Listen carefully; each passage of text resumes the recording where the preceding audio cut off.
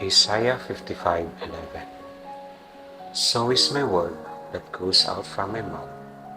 It will not return to me empty, but it will accomplish what I desire and achieve the purpose for which I sent it. Minsan, mapapatanong ka, may nakikinig pa ba? May natutulungan pa ba ang post ko? Walang likes, walang share, walang comment. Pero alam mo ba, hindi nasusukat ang bisa ng salita ng Diyos sa dami ng views. May isang taong umiiyak habang nag-scroll.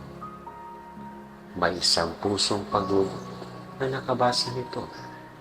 At kahit hindi siya nag-iyak, gumaan kahit kaunti ang bigat sa dibdib niya. Sabi ng Diyos, ang kanyang salita ay hindi bumabalik na walang saysay. May tinatamaan, may hinihilom, tahimik lang. Kung ikaw man yun, hindi ka nag-iisa. Nakikita ka ng Diyos.